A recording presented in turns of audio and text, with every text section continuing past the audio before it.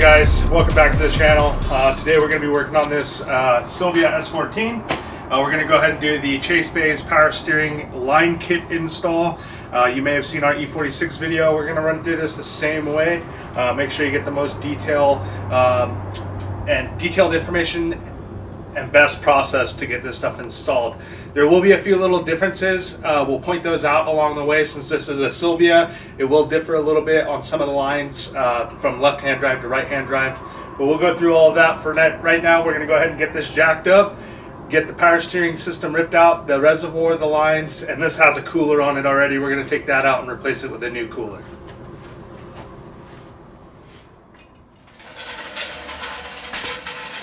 Things first, we got to get this fluid out of here. I got one of these nifty suckers. Good thing to have is the catch pan as well. You'll need that later on. So we'll suck all this fluid out as much as we can.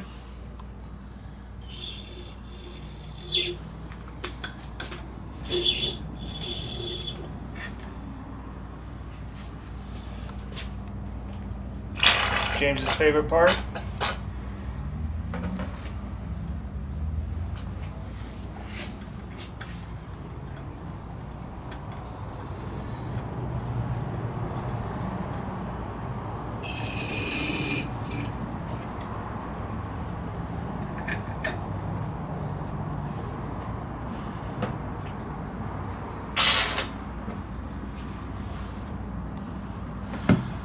Out of there, but try to get as much as you can out.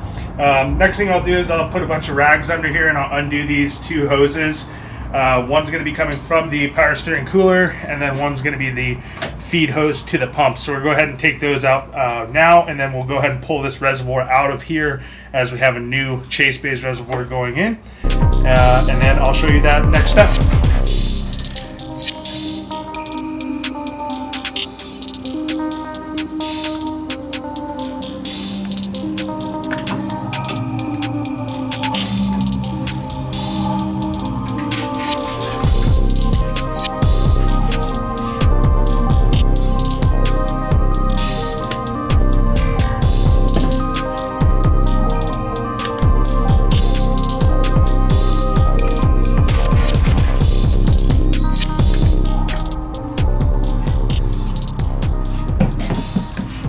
We don't need that reservoir anymore? Nope, that'll go in the trash. We'll have a brand new ChaseBays baffled reservoir going in. We'll show that to you here shortly.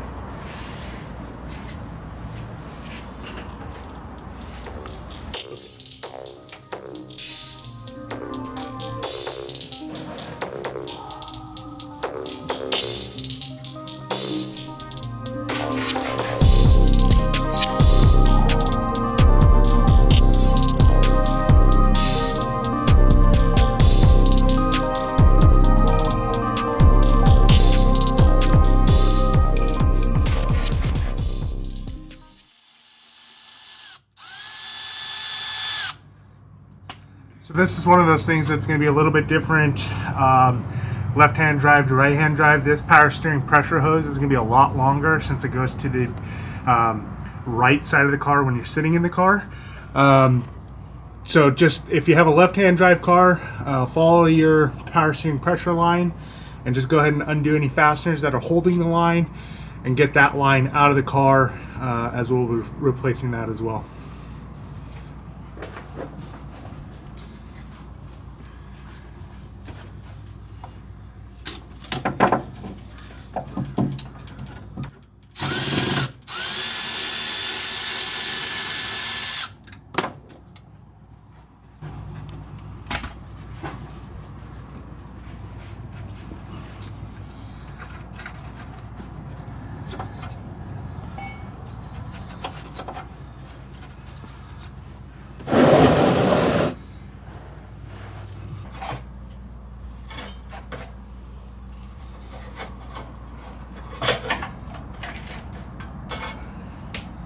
So that's the old line? It's one of them. Is that the low pressure? That one was, yeah. This one's going to be high pressure hose.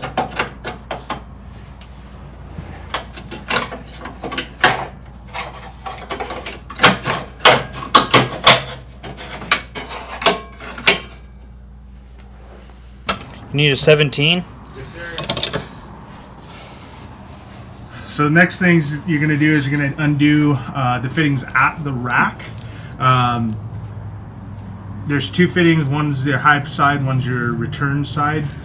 So just make sure you undo both of those. They're on this car. They're a different size.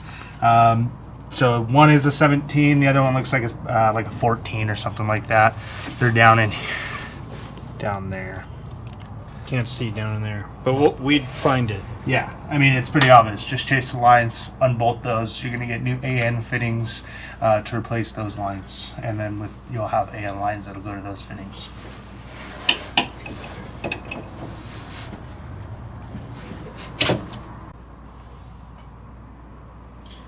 So you're going to have to undo this high pressure hose at the pump here.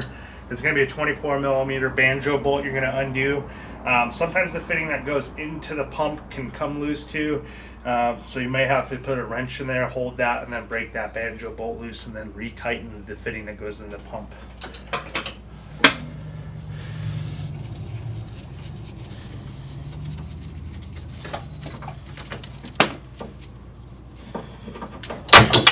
So once you got all the old stuff out of the car, you're going to want to go ahead and go through your kit and make sure you got everything you need.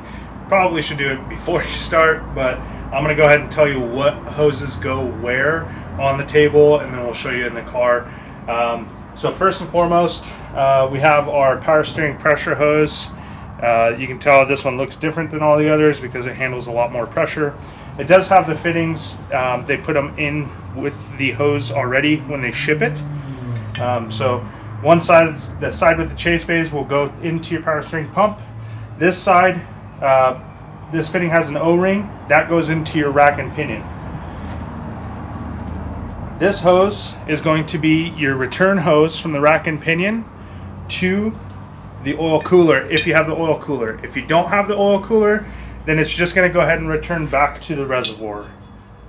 You can tell this side is for the rack and pinion. It's got that big old O-ring just like the other side did for the pressure hose. We have the oil cooler on this one, so this hose is going to come from the oil cooler back to the reservoir. And then this big chonky guy is going to go from the reservoir to the pump, and it's going to utilize this fitting here. You're going to take the old flange fitting that's in here on the pump. You'll take this guy off, undo that bolt, and then you'll go ahead and get this guy in there. Make sure you get it installed correctly, bolt it down, and that'll take its place, and that's where that feed hose will go. It does have a new reservoir. This one is their baffled reservoir. It works really well. We don't ever have any spilling issues, overflowing issues, or anything like that. It's really been awesome so far on the E46. So it does come with the bracket to mount it. This bracket does fit S13 and 14, and I believe 15. And it'll go into the factory location. So you'll mount that onto the car, and then that onto the reservoir. In the car, we'll show you what that looks like here in a minute. How do you know what the in and out is for the cooler? In and out can be whichever way. There's no specific flow in that cooler or in this design. It's just however it works out in your line setup and where you mount the cooler, as long as it goes in one side and out the other. Got it.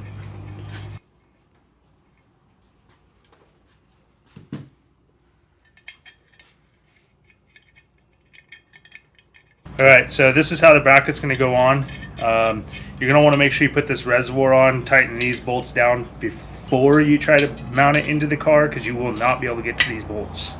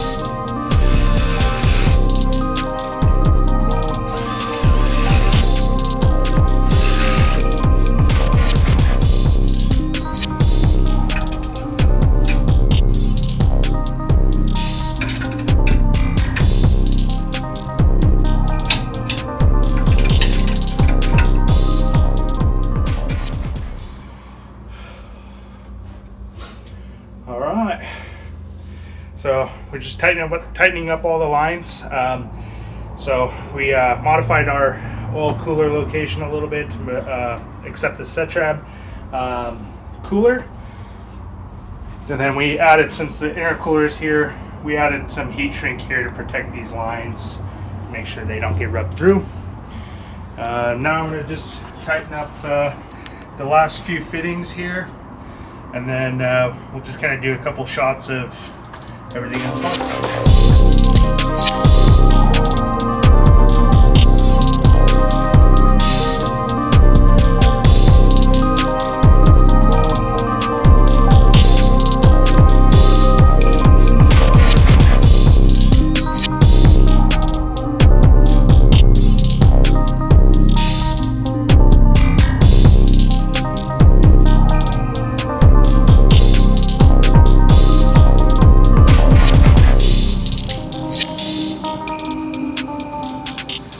Okay, so the next step is we're going to get this thing filled up. We got the fluid in there. I'm going to go ahead and, without starting the engine, turn the wheels all the way to the right, all the way to the left, probably, I don't know, 10-15 times.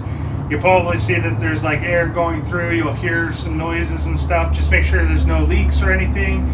Once you have it where you feel it's not pumping out a bunch of air anymore, then go ahead and start the engine up and top off the fluid as well. Turning the wheel here so we can get all this air, as much air out of the system as we possibly can before starting the engine.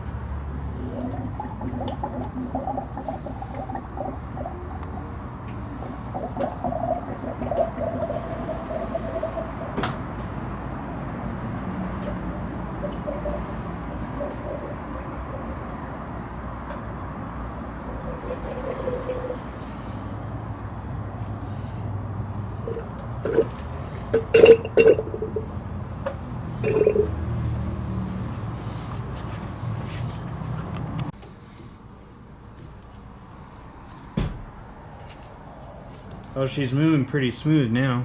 Oh yeah.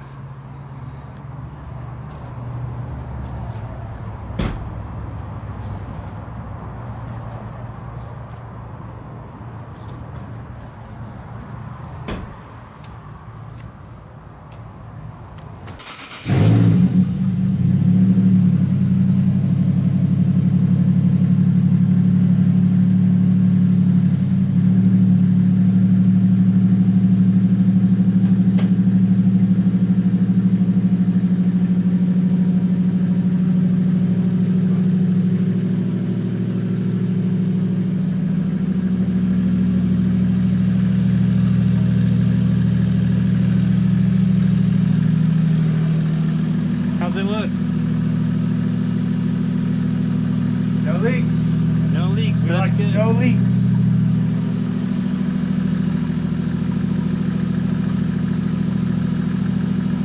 Alright, so last part here, we just want to make sure we get the fluid level correct.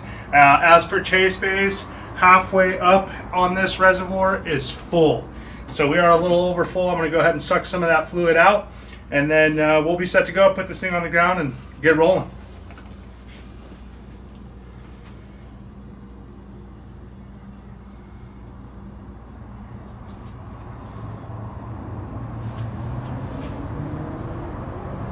I think that's my favorite part. You know it's your favorite. Nice.